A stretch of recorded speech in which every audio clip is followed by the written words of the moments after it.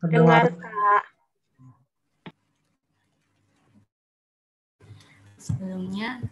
Sebelum dimulai, Assalamualaikum warahmatullahi wabarakatuh. Selamat pagi, salam sejahtera bagi kita semua. Sebelum dimulai, mungkin teman-teman bisa on cam dulu ya.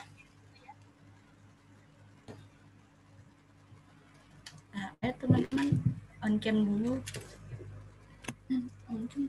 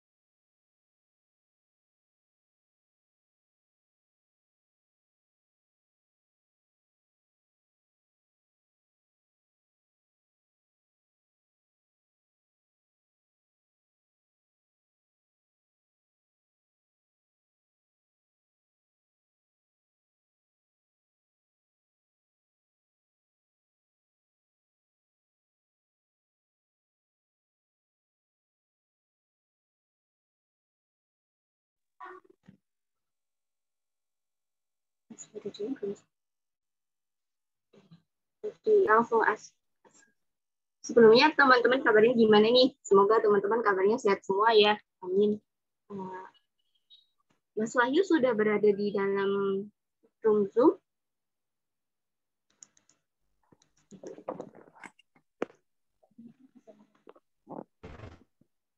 Udah.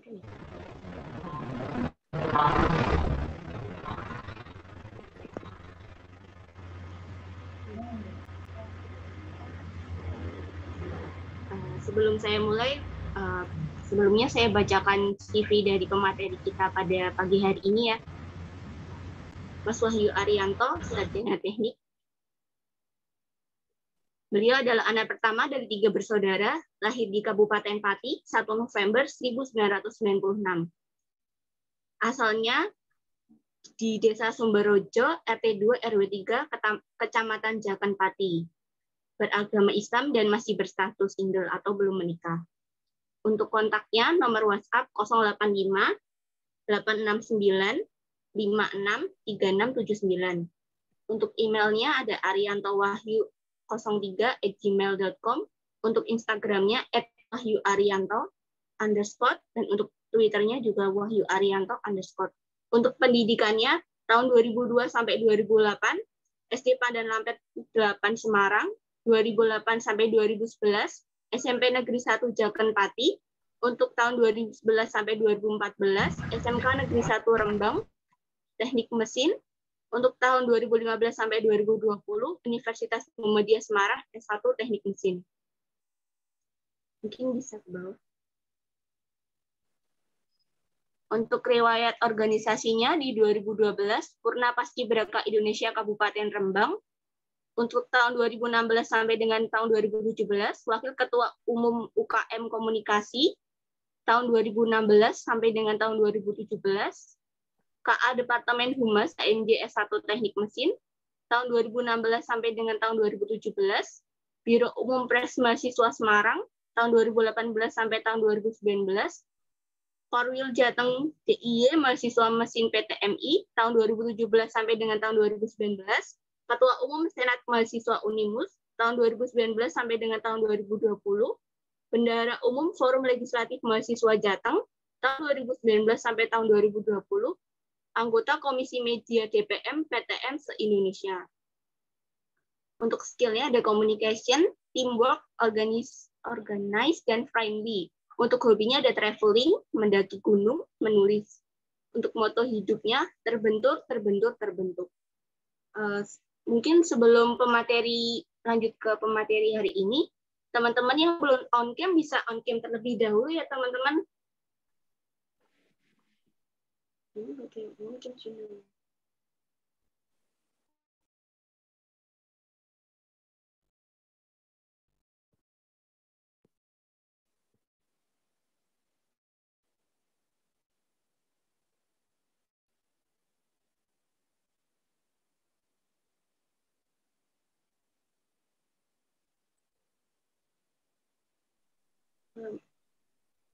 Untuk materi SOYL ini, materi yang ke-6 tentang kelegislatifan, Mas Wahyu apakah sudah siap, Mas?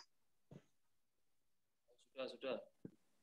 Ini saya login, ada 2 akun, yang satu buat share screen yang Wahyu. Iya, baik Mas. Coba diizinkan dulu biar saya bisa share screen. Oh, udah ada itunya ya, udah ada moderator yang buat PPT-nya ya? Iya Mas, sudah. Mungkin bisa dimulai Mas. Ini aja yang udah pakai, nggak apa-apa.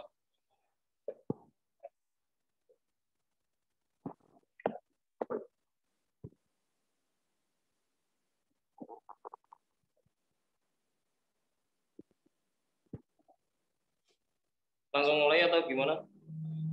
Iya Mas, sudah bisa dimulai. Assalamualaikum warahmatullahi wabarakatuh. Sebelumnya perkenalkan, nama saya Wahyu Ariantono. Gitu. Dulu sampai sekarang saya biasa dipanggil Wahyu. Nah, untuk semuanya sebelumnya salam kenal untuk semuanya. Mungkin ini ada yang menjadi pertemuan kita secara tatap maya untuk pertama kali, ada juga yang memang sudah pernah bertemu bahkan berkumpul dengan saya begitu. Nah, pada kesempatan kali ini saya akan sharing ya kepada teman-teman yang ada di SOYL ini tentang bagaimana tentang kelegislatifan lah sejauh sepengetahuan saya. Ketika nanti yang ingin ditanggapi atau koreksi atas apa yang saya lakukan, saya tidak. Jadi terbuka semua ini begitu. Langsung saja yang pertama itu tentang legislatif. Kita harus belajar tentang, kita harus tahu dulu tentang yang namanya trias politika. Kemarin ada materi tentang trias politika, itu tentang 3 kekuasaan yang ada, khususnya ya begitu. Ada eksekutif, ada legislatif, kemudian yang ketiga ada yudikatif. Nah, ketiga-tiganya ini kan memiliki peran dan fungsinya masing-masing. Legislatif sebagai kemudian eksekutif untuk melaksanakan kebijakan, kemudian yudikatif adalah yang mengawal atau menegakkan kebijakan ketika kebijakan itu ada yang menyimpang begitu. Nah, untuk apa namanya pengetahuan kawan-kawan, karena kemarin kan sudah disampaikan oleh salah satu narasumber secara lengkap gitu. Nah, di slide selanjutnya itu ada legislatif. Yang dimaksud dengan legislatif adalah semua kegiatan yang mengatasnamakan mewakili rakyat. Jadi legislatif itu adalah perwakilan. Jadi seperti kawan-kawan yang ketahui, DPR atau MPR atau DPD itu merupakan sebuah lembaga perwakilan rakyat. Ada yang mewakili provinsinya, ada yang mewakili kotanya, tergantung itu DPR atau DPRD tingkat provinsi atau kota begitu. Nah, di kampus pun ada semacam badan legislatif, dan banyak di kampus-kampus itu nama-namanya berbeda-beda. Ada yang DPM, Dewan Perwakilan Mahasiswa, ada yang DEMA, Dewan Mahasiswa, ada yang SEMA, Senat Mahasiswa. Tetapi intinya itu semua sama, yaitu legislatif mahasiswa. Ketika di kampus, jadi maka dari itu ketika kawan-kawan nanti ada mendengar legislatif itu namanya berbeda-beda, itu sudah hal yang wajar. Tidak semuanya bernama sama seperti yang ada di kampusnya teman-teman. Gitu. Selanjutnya legislatif yang ada di Indonesia itu kawan-kawan mungkin tahu itu ada 3. Yang pertama MPR, DPR dan DPD. Nah, mungkin kawan-kawan di sini sering salah paham mengenai ketiga ini. DPR itu seperti apa, DPD itu seperti apa, kemudian DPD itu seperti apa. Nah, menurut Undang-Undang Nomor 17 tahun 2014 tentang MPR, DPR, DPRD dan DPD ini semuanya memiliki peran dan fungsinya masing-masing. Selanjutnya, yang pertama tentang Majelis Permusyawaratan Rakyat dulu. Nah, kawan-kawan mungkin sering lebih sering mendengar DPR daripada MPR atau DPD. Nah, perbedaan atau yang bisa kawan-kawan mengerti secara mudah, MPR gabungan anggotanya MPR itu adalah gabungan dari DPR dan DPD. Jadi kawan-kawan kalau ditanya MPR itu apa sih? MPR itu ya terdiri dari DPR dan DPD. Jadi DPR dan DPD ketika digabung itu adalah MPR. Nah, wewenangnya apa? Itu kan ada melantik presiden, menetapkan undang-undang dasar. Nah, dan haknya ada perubahan pasal undang-undang. Wajibannya itu ranah kerja. Sifat dan ranah kerja itu bersifat ad hoc. Kalau kawan-kawan belum mengetahui tentang ad hoc itu adalah suatu lembaga atau suatu satuan kerja, sifat ranah kerja yang sifat tiba-tiba atau insidental. Jadi misalkan nanti presiden itu kan dilakukan di suatu waktu. Nah, jadi MPR ini bekerja atau melakukan sidang itu di sewaktu-waktu gitu loh. Tidak rutin misalkan setiap tahun atau setiap triwulan itu ada sidang, tidak. Tetapi sifatnya ad hoc. Ad hoc itu seperti kalau di kampus, lembaga mahasiswa itu seperti Komisi Pemilihan Umum, Bawaslu atau panitia yang lain. Itu sebuah tim kerja yang sifatnya ad hoc. Di ad hoc itu lembaga atau satuan kerja yang dibentuk atau dilakukan secara tiba-tiba atau suatu waktu. Itu sifatnya ad hoc. Kalau kawan-kawan mengetahui. Dewan rakyat mungkin kawan-kawan sudah tahu anggotanya terdiri dari mana saja. Terdiri dari fraksi-fraksi partai, kemudian itu mewakili dari setiap masing-masing daerah yang ada di provinsi yang ada di Indonesia. Mungkin kan sudah kemarin ada yang bahkan semuanya udah ikut memilih DPR kemarin di tahun 2019. Secara hak dan wewenangnya itu ada di kawan-kawan bisa baca, ada interpelasi, hak angket, dan menyatakan pendapat gitu. Jadi kemudian wewenangnya menyusun prolegnas, pengawasan. Jadi kawan-kawan orientasinya legislatif mahasiswa lebih ke memiliki 3 fungsi, fungsi pengawasan dan fungsi anggaran. Nah, DPR ini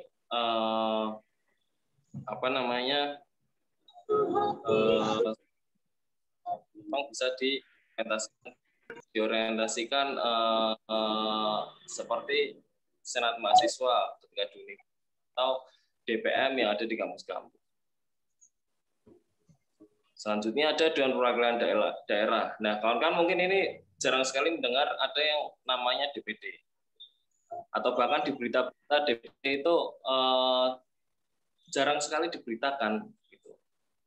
Itu karena apa? Karena lihat fungsinya. Fungsinya hanya mengusulkan atau membahas RU tentang otonomi daerah dan memberikan pertimbangan. Itu sifatnya mengusulkan dan membahas atau memberikan pertimbangan. Jadi tidak memiliki wewenang seperti MPR atau DPR. DPR yang bisa membuat kebijakan, yang bisa menyusun sebuah kebijakan, MPR yang melantik presiden, yang bisa merevisi Undang-Undang Dasar, DPD itu tidak bisa. Nah, DPD hanya sifatnya atau memberi, kemudian alat kelengkapannya itu ada, wewenangnya, keanggotaannya itu 4 orang tiap provinsi. Itu kan kawan-kawan kemarin ketika memilih ada kertas pilihnya khusus untuk DPD. Keanggotaan sepertiga jumlah DPR. Jadi mungkin kawan-kawan sampai sekarang jarang atau bahkan belum pernah mendengar berita tentang DPD. Ya ini DPD itu seperti singa tapi tanpa taring begitu. Jadi lembaganya besar, tetapi startnya dia hanya dapat merekomendasikan, memberikan pertimbangan, memberikan usulan. Siapa yang berhak menerima atau mengesahkan usulannya ya di DPR, karena hanya bersifat memberikan pertimbangan di rancangan undang-undangnya. Siapa yang berhak mengesahkan rancangan undang-undangnya itu kan dari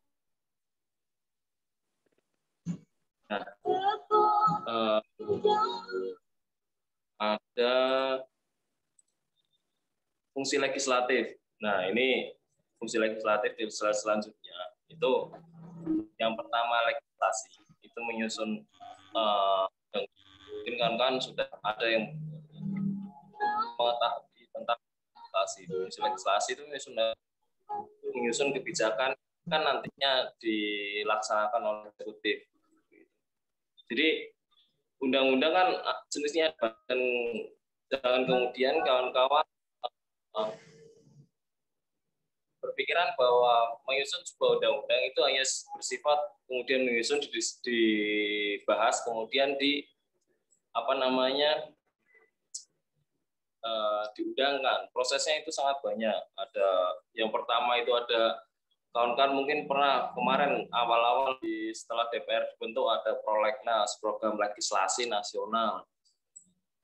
Itu adalah itu akan menyepakati undang-undang mana yang akan dibuat, undang mana yang akan diprioritaskan dalam masa kerjanya dalam 5 tahun yang akan datang.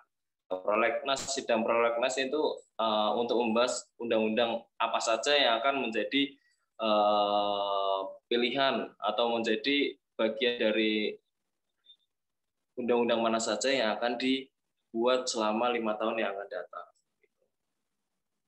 Nah, program legislasi itu dan buatannya panjang. Ada yang namanya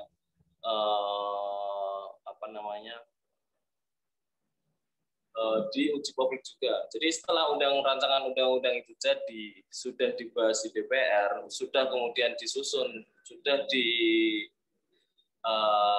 ditulis secara lengkap, itu kemudian diuji publikan dengan masyarakat yang ada. Jadi tidak semerta-merta setelah rancangan undang-undang itu jadi, kemudian disahkan dan diundangkan, tidak. Jadi diuji publikan, disosialisasikan dengan lembaga-lembaga yang ada, misalkan ke LSM atau ke provinsi-provinsi, ke kota-kota begitu. Jadi siapa yang menguji publikan itu bisa dari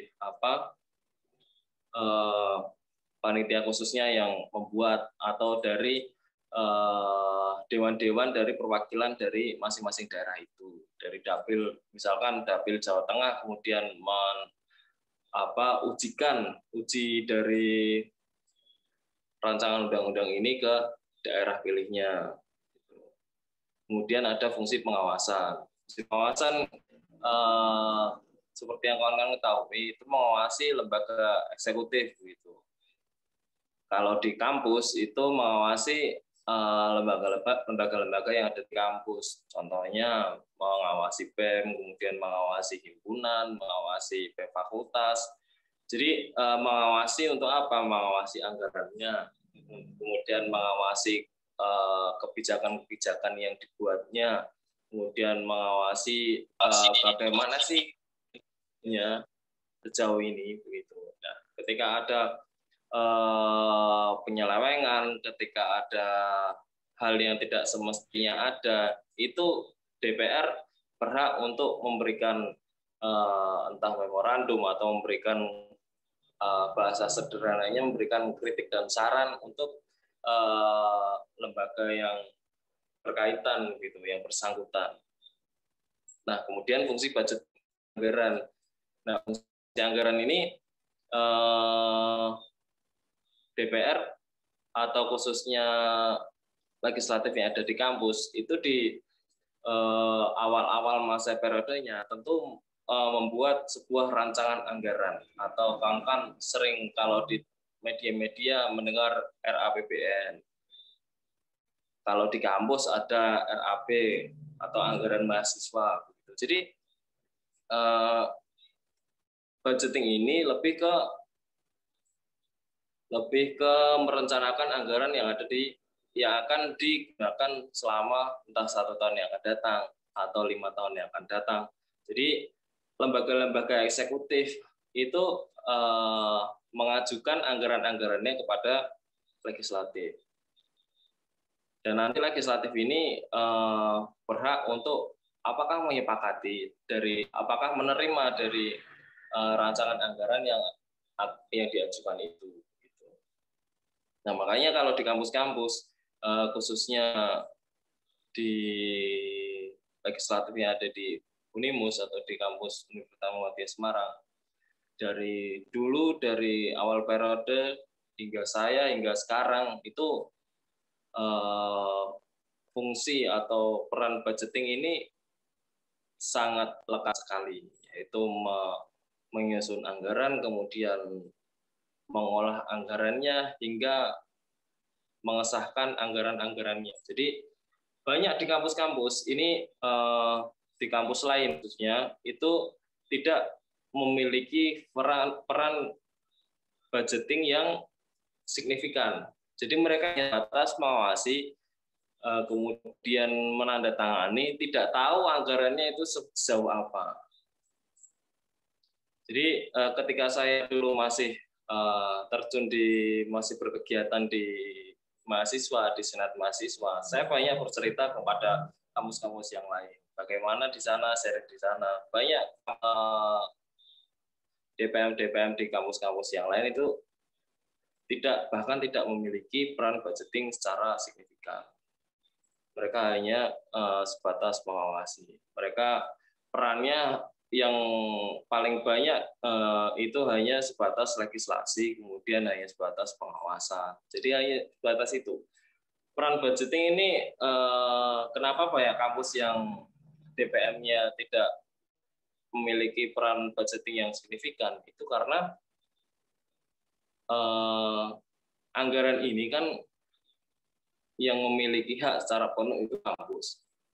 Nah, kampus ini tidak mengizinkan DPM yang ada di kampusnya itu bahkan tidak mempercayai ketika anggaran itu diolah oleh DPM atau senat mahasiswa yang ada di kampus tersebut. Nah, itu menjadi kendala-kendala yang sampai sekarang banyak terjadi kampus-kampus. Jadi sampai sekarang bahkan ada yang hanya di fungsi pengawasannya, ada yang bahkan belum memiliki peraturan mahasiswa. Jadi senat mahasiswa atau DPM yang ada itu tidak semuanya ideal. Ada yang hanya legislasinya saja, ada yang hanya pengawasannya saja. Sangat jarang yang tiga-tiganya itu semuanya jalan. Nah, kemudian di slide selanjutnya itu legislatif mahasiswa secara garis besar memiliki tugas dan fungsi yang sama dengan yang ada di Indonesia. Hanya saja pelaksanaannya disesuaikan kembali dengan kultur yang ada di kampus tersebut. Nah, disesuaikan itu artinya apa? Ya tadi disesuaikan. Misalkan di kampus tersebut bisa untuk mengolah anggarannya, ya legislatif tersebut yang ada di kampus tersebut bisa menjalankan fungsinya. Ketika tidak diizinkan atau tidak memiliki kapasitas untuk mengolah anggaran, ya fungsi anggarannya tidak terlaksana begitu. Dan legislatif kampus itu banyak yang dua fungsi, artinya memiliki fungsi tidak hanya di legislatif, tetapi sampai ke ranah yudikatif. Salah satunya yang ada di Unimus. Jadi tidak hanya fungsi legislatifnya, tapi yudikatif juga jalan. Di kampus-kampus lain juga ada, tidak hanya di Unimus. Kenapa seperti itu? Pertimbangannya yang pertama adalah legislatif mahasiswa itu ada merupakan perwakilan dari mahasiswa entah di jurusannya atau di fakultasnya, sehingga itu menjadi pertimbangan ketika lembaga-lembaga di kampus tersebut mewacanakan atau menetapkan SEMA atau DPM atau DEMA-nya itu menjadi salah satu menjadi lembaga yudikatif untuk mewakili mahasiswanya, untuk mewakili semuanya. Jadi secara fungsi dan perannya legislatif mahasiswa itu sama dengan yang ada di legislatif yang ada di Indonesia atau di negara. Tapi secara peran dan fungsinya disesuaikan lagi dengan kultur, dengan regulasi yang ada di kampus-kampus tersebut. Nah, begitu. Karena waktunya hanya 20 menit, jadi saya hanya bisa menyampaikan dengan itu. Selanjutnya katanya ada FGD-nya ya, saya serahkan ke moderatornya.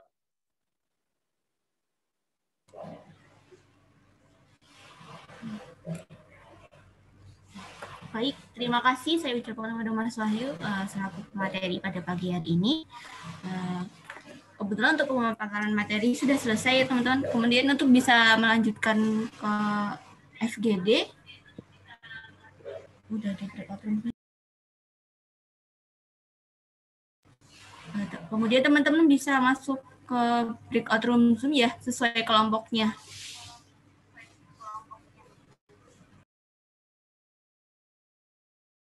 FGD-nya. Sebelum saya tunjuk. Izin masuk, Mbak. Oh iya, Mbak. Boleh. Baik. Perkenalkan, saya Anissa Munhaiba dari perwakilan kelompok 7 dan 9. Untuk FGD kali ini, kelompok 7 dan 9 mengambil tema peran lembaga legislatif dalam dinamika perkuliahan. Kita sudah tahu bahwa pada dasarnya lembaga legislatif ini tugasnya yaitu membuat dan menetapkan undang-undang.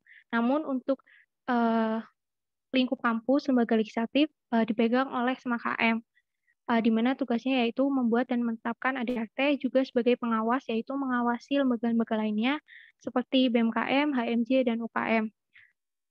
Apa sih tujuan mengawasi? Yaitu agar kinerja Ormawa bisa sesuai dengan target atau tujuan yang telah ditetapkan. Kita juga sudah tahu bahwa SMAKM sendiri terdiri dari perwakilan mahasiswa di setiap fakultas, di mana tugasnya yaitu menampung aspirasi mahasiswa untuk dijadikan kadangkala sebagai sebuah kebijakan. Untuk SMAKM sendiri yaitu merangkap dua lembaga, yaitu lembaga legislatif dan yudikatif, dan juga memegang peran tertinggi di dalam kampus. Untuk kelompok 7 dan 8 juga mengambil sebuah permasalahan, yaitu sebagai contoh ketika penurunan anggaran, gitu kan. Kita sudah tahu bahwa lembaga legislatif sendiri yaitu sebagai penyalur aspirasi mahasiswa. Seharusnya dapat mempertimbangkan mana yang baik untuk mahasiswa dan mana yang baik untuk kampus. Namun di dalam suatu masalah gitu, kadangkala keputusan dari lembaga legislatif ini tidak adil gitu menurut kubu mahasiswa. Nah, di sini permasalahannya adalah karena kurangnya keterbukaan birokrat kepada mahasiswa, sehingga menganggap bahwa lembaga legislatif ini memutuskan kurang adil gitu. Sudah, Kak. Mungkin itu saja yang bisa disampaikan. Terima kasih. Wassalamualaikum warahmatullahi wabarakatuh. Baik, terima kasih Mbak Anissa. Mungkin teman-teman dari kelompok lain ada yang mau menanggapi?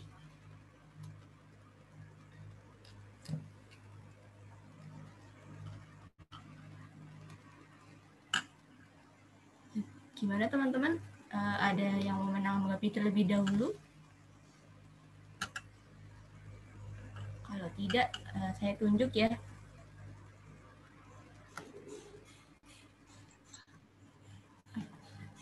Mungkin dari kelompok 6.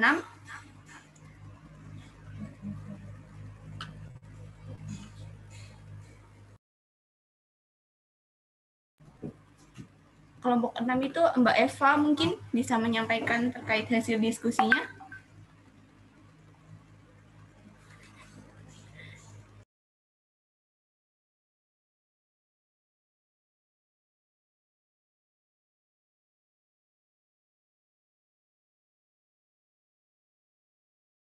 Mungkin kalau Mbak Eva belum bisa, mungkin bisa ke kelompok 10 ya. Ada Mbak Farah dari BMFKG, mungkin Mbak Farah.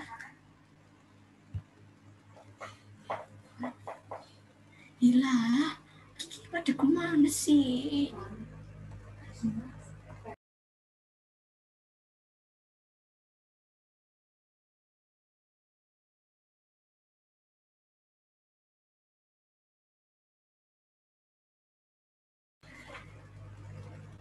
Bagaimana Mbak Farah?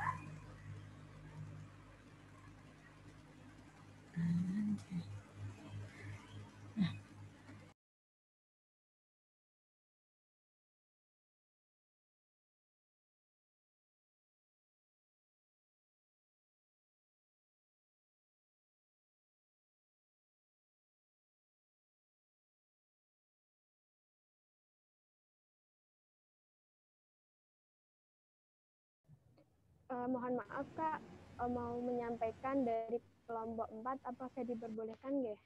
Iya, boleh. Silahkan Mbak, dipersilahkan.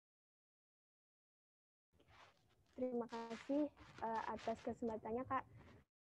Saya Aries, perwakilan dari kelompok 4, akan menyampaikan kesimpulan dari FGD yang telah kami laksanakan. Tapi mungkin nanti semisal ada kesalahan atau kekeliruan, mohon arahannya dari pemateri dan juga dari rekan-rekan semuanya. Dari kelompok 4 mengangkat tema atau topik tentang ketidakoptimalan fungsi legislatif karena dipegang oleh dua badan di sebuah kampus, yaitu badan legislatif dan yudikatif. Nah, di sini kondisinya itu sudah ada badan legislatif dan badan yudikatif di sebuah kampus. Nah, jadi untuk mengoptimalkan fungsi legislatif ini, yaitu langkah awal yang disimpulkan oleh kelompok kami, yaitu adanya pengoptimalan fungsi legislasi kepada badan legislatif, sedangkan untuk pengoptimalan fungsi yudikatif langsung diberikan kepada lembaga yudikatif. Jadi lembaga yudikatif tidak lagi berperan melaksanakan fungsi legislasi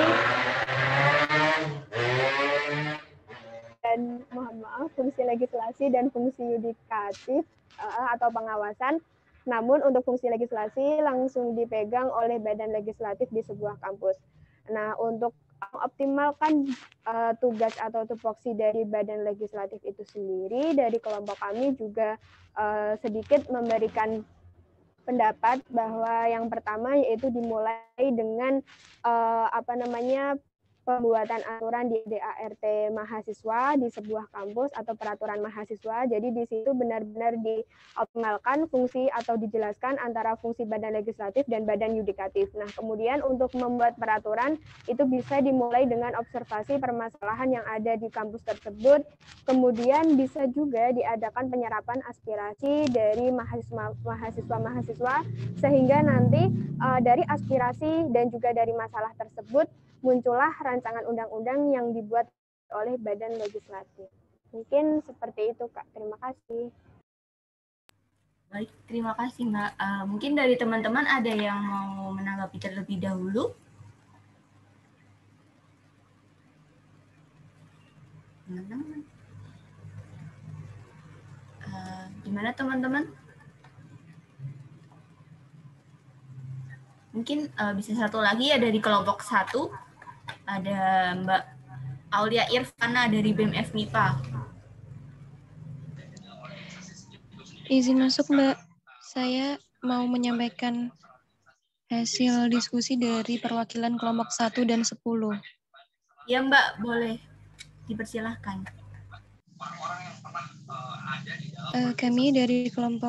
Saya perwakilan dari kelompok 1 dan 10 izin menyampaikan hasil diskusi terkait dengan wewenang peran Senat Mahasiswa, di mana mewakili di bidang legislatif dan yudikatif membuat rancangan penggantian AD/ART bila diperlukan, mengeluarkan memorandum kepada Presiden mahasiswa apabila melanggar AD/ART KM.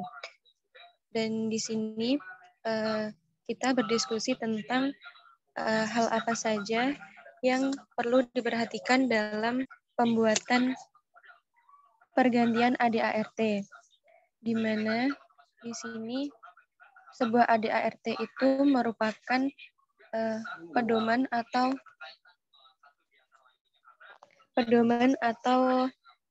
aturan terkait dengan pergerakan suatu organisasi, di mana dapat dilakukan perubahan, namun tetap memperhatikan beberapa hal.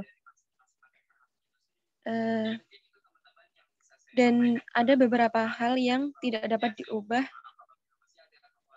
dalam AD/ART terkait dengan nama organisasi dan lambang organisasi ataupun yang lainnya yang terkait dengan identitas suatu organisasi. Nah, yang dapat diubah dalam suatu AD/ART itu kaitannya dengan usaha-usaha pergerakan dalam organisasi dan juga keanggotaan. Jadi, tetap memperhatikan atau menyesuaikan dengan kondisi yang ada dalam suatu organisasi tersebut, sehingga dapat dilakukan perubahan terhadap AD/ART di bagian usaha-usaha dalam organisasi dan juga keanggotaan atau struktural dalam organisasi. Mungkin itu saja dari saya. Wassalamualaikum warahmatullahi wabarakatuh. Baik, terima kasih Mbak. Terima kasih atas pemaparannya dari teman-teman. Mungkin langsung saja ya kepada pemateri bisa memberikan tanggapannya terkait hasil pemaparan dari FGD pada pagi hari ini. Pada Mas Wahyu. Pada dasarnya semua yang disampaikan itu benar tentang bagaimana legislatif ketika bekerja atau ketika berkegiatan. Tadi kan semuanya memberikan pemaparannya terkait dengan legislatif kampus atau legislator kampus. Jadi semuanya itu benar, tetapi ada beberapa hal yang memang ada pemahaman-pemahaman yang perlu ditambahkan lagi supaya teman-teman ketika nanti memiliki keinginan atau memiliki usulan-usulan untuk kebaikan-kebaikan khususnya untuk legislatif kampus yang ada di kampusnya masing-masing. Pertama, tadi tentang AD/ART-KM. AD/ART-KM itu tidak kemudian mengatur hanya satu lembaga saja. Itu semacam Undang-Undang Dasar 45 kalau di negara. Nah, AD/ART-KM itu adalah sebuah pedoman. Pedomannya tidak hanya pedoman salah satu lembaga saja, tapi pedoman seluruh lembaga yang ada di kampus tersebut, khususnya di Unimus ya, karena di sini kan pesertanya ada yang dari lintas kampus. Mungkin di beberapa kampus itu namanya berbeda, ada yang AD/ART-KM, ada yang Undang-Undang Dasar Mahasiswa dan lain-lain begitu, atau ada yang namanya Konstitusi Dasar Mahasiswa atau Konstitusi Mahasiswa. Jadi artinya itu sama, tetapi hanya namanya saja yang berbeda. Kemudian yang selanjutnya ketiga-tiganya itu tadi tentang fungsi dan peran legislator kampus terhadap ada yang tadi yang pertama sampai kedua kalau nggak salah terhadap birokrat-birokrat kampus. Nah, itu yang menjadi kendala dari tahun ke tahun, bahkan saya rasa di kampus-kampus juga mengalaminya. terutama ketika menjalankan fungsi anggarannya atau fungsi aspirasinya. Karena banyak sekali birokrat kampus yang hanya membuka mulut, tapi tidak membuka telinga ketika para mahasiswa atau khususnya organisasi kemahasiswaannya itu memberikan tanggapan atau memberikan kritikan terhadap kampus atau terhadap pimpinan-pimpinan kampus. Nah, di dalam perannya ini legislatif mahasiswa itu tidak hanya berjalan sendiri, tetapi ada BEM ya, ada BEM yang kemudian juga melaksanakan fungsi aspirasinya. Jadi bagaimana ketika teman-teman legislator ini atau seorang senator supaya lembaganya yang geluti, yaitu di Senat Mahasiswa atau DPM, itu tidak saling bertabrakan ketika berjalan dengan lembaga BEM. Misalkan BEM sudah mengawal tentang anggaran mahasiswa, misalkan. Kemudian Senat Mahasiswa ternyata setelah itu juga memperjuangkan hal yang sama begitu. Jadi bagaimana sih ketika dua lembaga itu sama-sama menjalankan fungsi aspirasinya, tetapi tetap berjalan beriringan. Tidak jarang kedua lembaga itu kemudian kedua lembaga itu saling bertabrakan ketika memperjuangkan aspirasinya masing-masing begitu. Bahkan tidak sejalan antara satu dengan yang lainnya. Padahal secara garis besar kan dua lembaga tersebut sama-sama memperjuangkan aspirasi mahasiswa atau sama-sama mewakili mahasiswa ketika berhadapan dengan para pimpinan kampus begitu.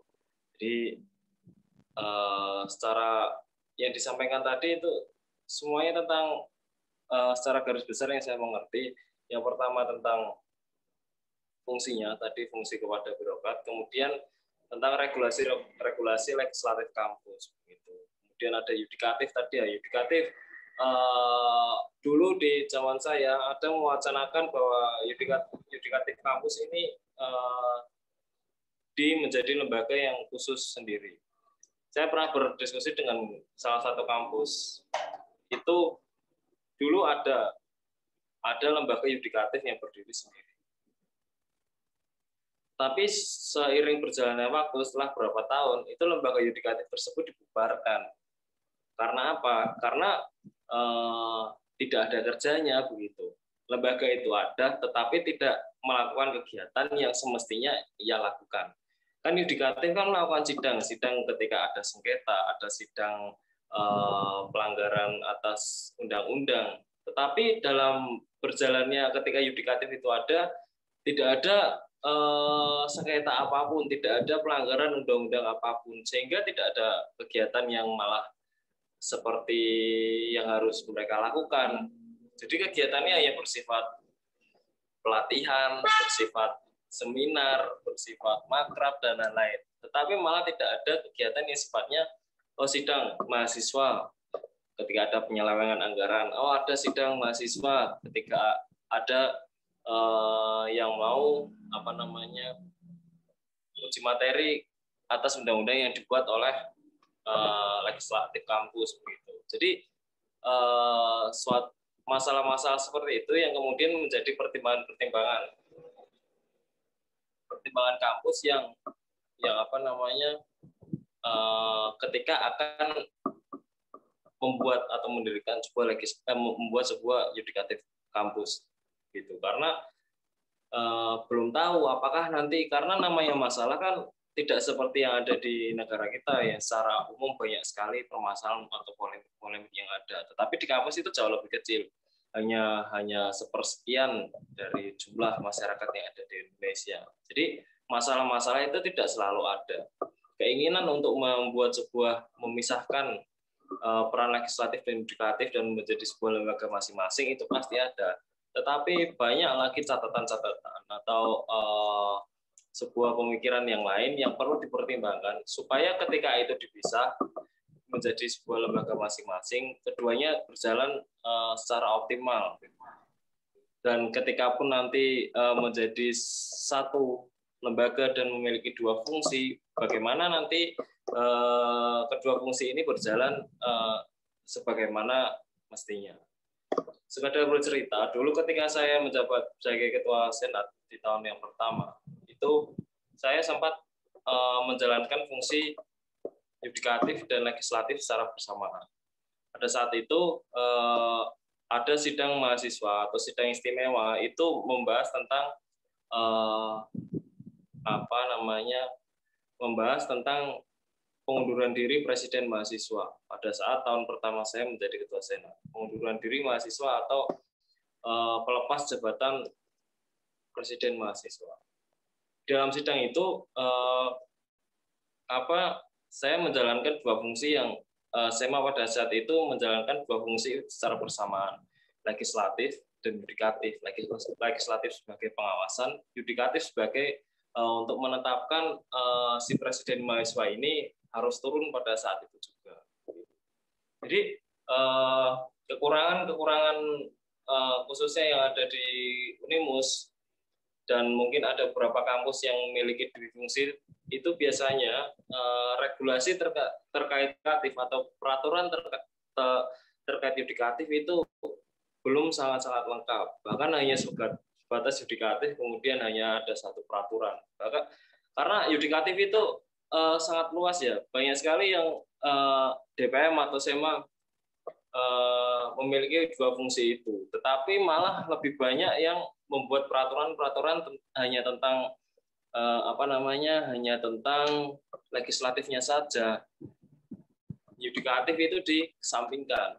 Nah, peran yudikatif ini pasti atau rutin dijalankan biasanya ketika saat pemilihan umum presiden mahasiswa. Di situ kan pasti ada sidang sengketa antar kedua, ketika ada pelaporan antar calon presmanya, itu pasti Senat mahasiswa menjalankan fungsi yudikatifnya yang setiap tahun pasti ada itu di situ.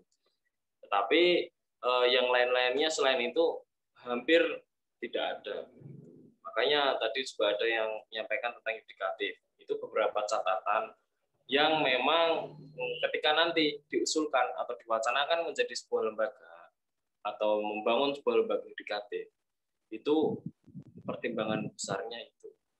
Apakah nanti akan ideal menjadi lembaga yudikatif atau hanya menjadi organisasi biasa saja tanpa ada peran dan fungsi yang semestinya ia lakukan. Gitu, Mbak. Oke, baik. Terima kasih Mas Wahyu atas tanggapannya. Mungkin langsung saja ya ke sesi tanya jawab dari teman-teman. Mungkin ada yang ingin bertanya. Izin bertanya, Kak. Oh ya, persilakan Mbak. Baik, terima kasih Kak atas waktunya. Saya di sini ingin bertanya bahwasanya kita sebagai lembaga legislatif atau kalau di kampus saya itu DPMKM ya nyebutnya, itu terbiasa melakukan fungsi-fungsi misalnya seperti fungsi pengawasan itu yang lebih menonjol dari fungsi DPM di kampus kami sendiri. Terus ada fungsi anggaran dan juga aspirasi seperti itu. Nah, di sini saya ingin bertanya bahwasannya beberapa waktu lalu itu kami melakukan istilahnya pelantikan anggota DPM KM dan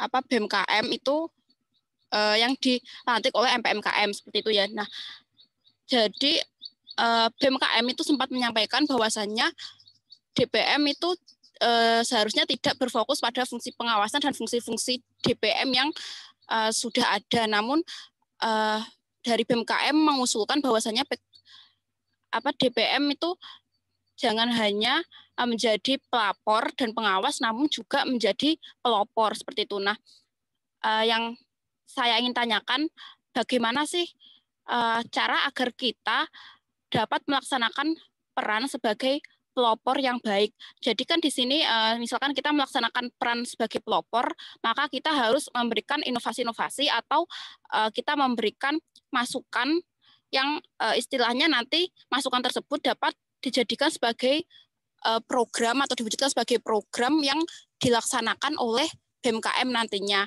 Nah, itu yang ingin saya tanyakan terkait peran sebagai pelopor. Terima kasih. Ya, ternyata ada yang dari UNES ya.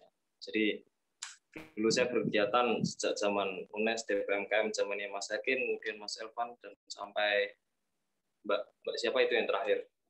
Itu yang memang saya ketahui di UNES kan ada MPMKM, bahkan MPMKM ada, DPMKM ada begitu. Jadi ketika Mbak ini tadi bertanya tentang pelopor, BMKM atau BEM dengan DPM di kampus-kampus itu memang banyak sekali crash atau bahkan saling bertolak belakang. Biasanya karena apa? Itu karena tugas dan fungsinya DPM yang hanya mengawasi mereka saja. Jadi dulu di Unimus itu hanya ada BEM. Di saya pertama masuk itu hanya ada BEM. Saya di semester ketiga itu baru ada Senat, baru ada legislatif. Dan baru ketika setahun berdiri, BEM yang dulunya hanya lembaga hanya satu-satunya, kemudian ada yang mengawasi mereka, itu sedikit bagaimana ya, sewajarnya seorang manusia ketika ada yang mengawasi atau ketika ada yang terus-terusan kerjanya mengkritik tanpa ada sebuah inovasi atau usulan-usulan yang konkret, pastikan kita sewajarnya manusia itu pasti merasa bagaimana ya, merasa terusik. Nah, itu pun juga yang dirasakan oleh BEM, dan bahkan bisa kawan-kawan survei atau sharing dengan kampus-kampus yang lain yang ada BEM, DPM atau senatnya.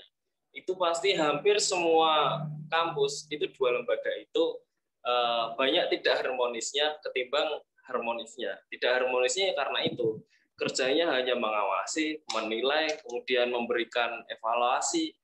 Ya karena itu tadi alasannya. Nah, ketika ditanya bagaimana atau diberikan sebuah kritikan, harusnya menjadi sebuah pelopor. Seorang BEM memberikan pelopor kepada mahasiswanya itu melalui program-programnya di kementerian dengan melakukan sebuah inovasi-inovasi di kementeriannya. Nah, bagaimana ketika legislatif kampus atau DPM atau senat memberikan sebuah pelopor? Itu melalui undang-undang yang dibuatnya atau peraturan mahasiswa yang dibuatnya. Bahkan ketika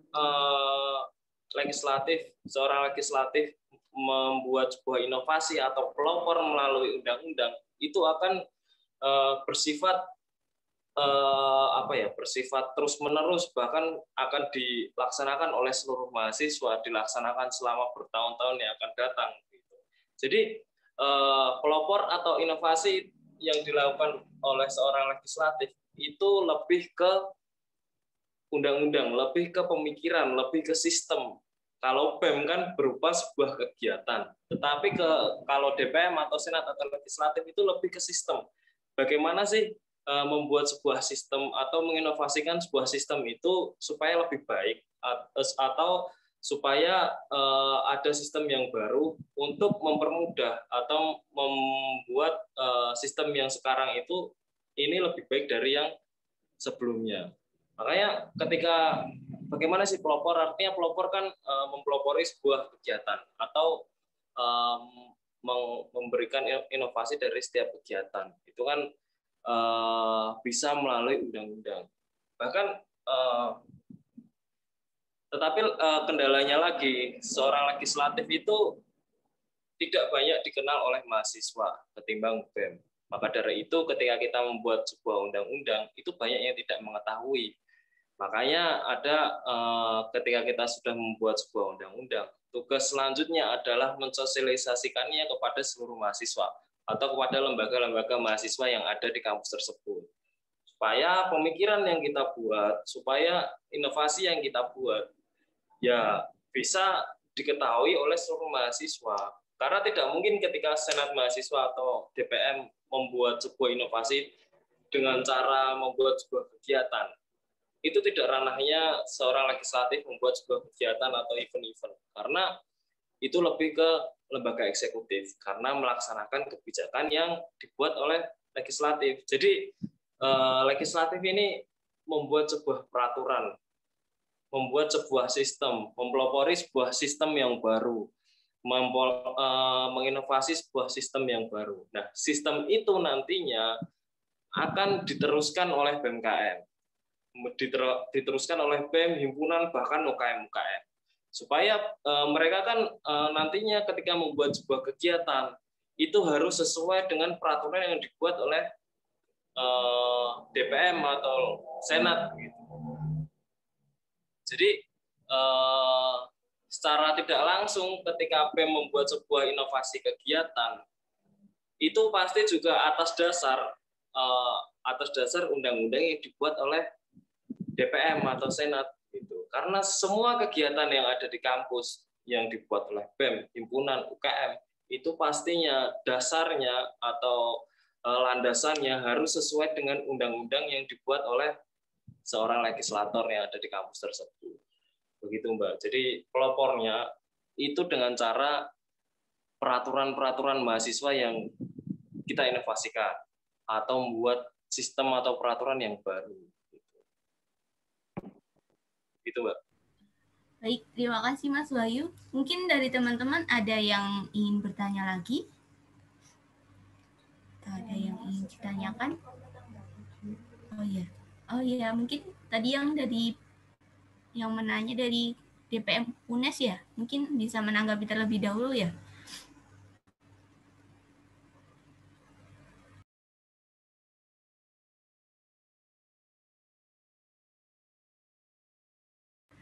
Mungkin kalau tidak menanggapi, mungkin bisa lanjut teman-teman yang mau bertanya lagi.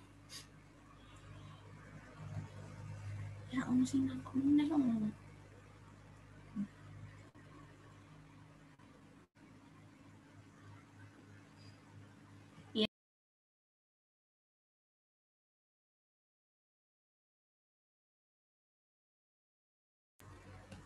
gimana teman-teman? Ada yang ingin bertanya lagi? Hai.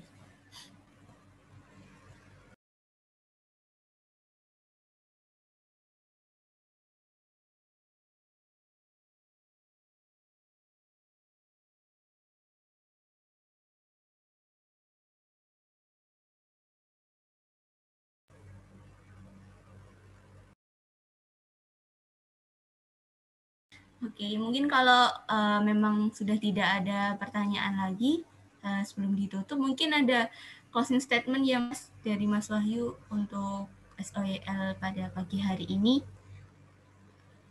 Ya, saya mungkin yang terakhir adalah sesuai dengan apa yang saya bagikan di kali ini adalah legislatif. Nah, teman-teman nantinya ketika memiliki sebuah rencana atau cita-cita menjadi seorang legislator, itu adalah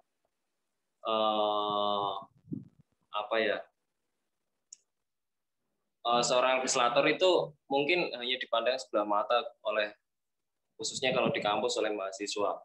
Tetapi secara peran dan fungsi itu bahkan lebih banyak ketimbang dengan jajaran presiden dan kementeriannya. Karena kita ada itu untuk mewakili mereka, untuk mewakili mahasiswa. Kita ada untuk menilai, untuk mengevaluasi, untuk mengawasi presiden dan jajarannya. Jadi presiden dan semuanya itu dalam kerjanya kita yang mengawasi. Makanya saya katakan bahwa peran dan fungsi seorang legislator itu bahkan melebihi dari seorang presiden dan kementeriannya. Karena tugas kita sangat berat, yaitu mengawasi anggaran yang dikeluarkan oleh eksekutif, mengawasi kebijakan-kebijakan yang telah dibuat oleh eksekutif, dan mengawasi kinerja-kinerja dari seorang eksekutif. Jadi ketika nanti kawan-kawan menjadi seorang legislator, itu akan banyak belajar tentang bagaimana berpolitik khususnya politik mahasiswa. Kemudian bagaimana kawan-kawan nantinya belajar tentang sebuah pemerintahan. Jadi lebih ke sistem, tidak ke kegiatan atau event. Itu Mbak. Baik, terima kasih Mas Wahyu atas pemaparannya pada pagi hari ini. Semoga ilmu yang diberikan bisa bermanfaat buat kita semua. Mungkin sebelum kita tutup, teman-teman bisa on cam terlebih dahulu ya, karena ada sesi foto untuk dokumentasi. Teman-teman yang belum on cam bisa on cam terlebih dahulu. Tidak tahu. Iya. Oke. Add on teman-teman, mungkin bisa di on kan ya kameranya.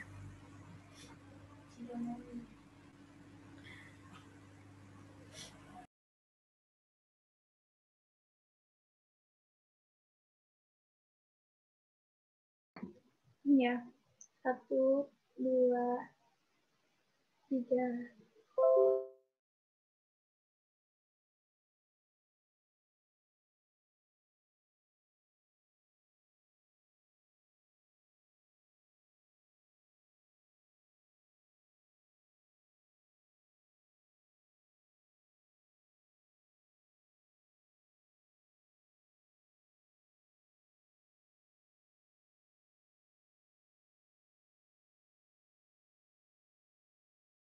Udah ya. Oke, baik. Terima kasih buat teman-teman atas waktunya pada pagi hari ini. Saya selaku moderator mohon maaf apabila ada salah-salah dalam perkataan. Mungkin saya cukupkan untuk SOYL pada pagi hari ini. Terima kasih atas Mas Wahyu juga penyampaian materinya. Saya cukupkan. Assalamualaikum warahmatullahi wabarakatuh. Waalaikumsalam warahmatullahi wabarakatuh.